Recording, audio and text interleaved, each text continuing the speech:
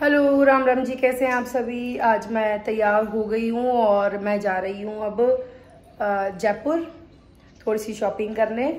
घर में शादी है इसलिए देखते हैं क्या क्या मिलता है। अभी मैं जा रही हूँ मम्मी के पास और वहाँ से हम निकलेंगे कैब करके जयपुर के लिए।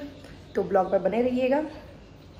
हम निकल चुके हैं अब जयपुर के लिए और ये हमारी सारी फैमिली जिन जिन के हमें कपड़े लेने हैं हम उन सबको बच्चों को लेके जा रहे हैं क्योंकि नाप की ड्रेस मिलती नहीं है।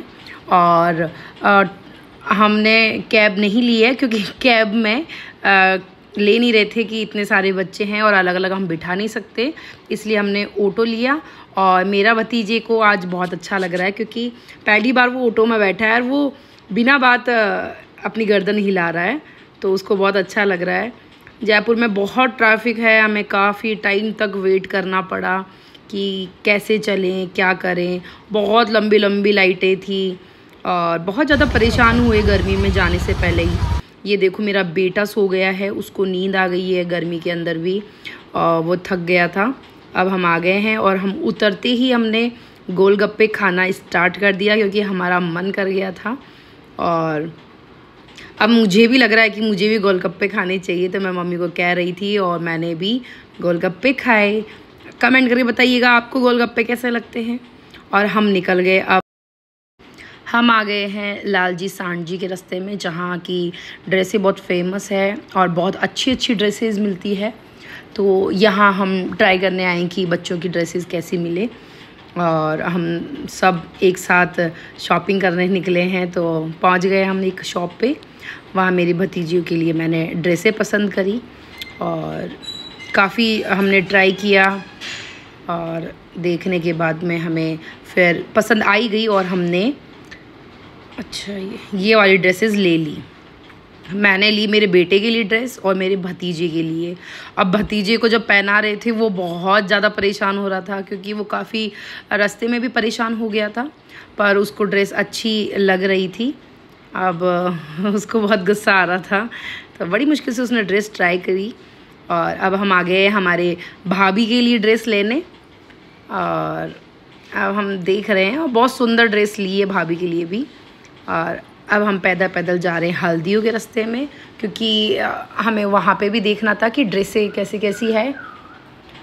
और काफ़ी हम दूर दूर तक हम मतलब थोड़ा सा पैदल चले, फिर हमने ऑटो ले लिया। ऑटो में बैठने के बाद में भी ट्रैफिक था। कुछ जयपुर में सिटी में जब भी जाएं तो बहुत टाइम लेके जाना चाहिए तो ज़्यादा अच्छा रहता है।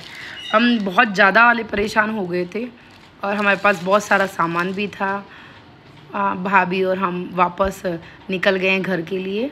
और इस बार हमने 2 ऑटो अलग अलग करे हैं कि आराम से बच्चे बैठे और बेटा और भतीजी बड़े खुश हो रहे हैं अकेले बैठ के।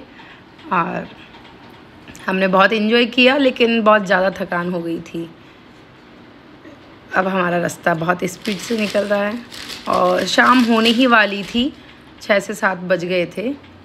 चाची दूसरी तरफ दूसरे ऑटो के अंदर है मम्मी और चाची, और हम आने वाले हैं गोपालपुरा मोड़ पर क्योंकि वहाँ चाचा की दुकान है।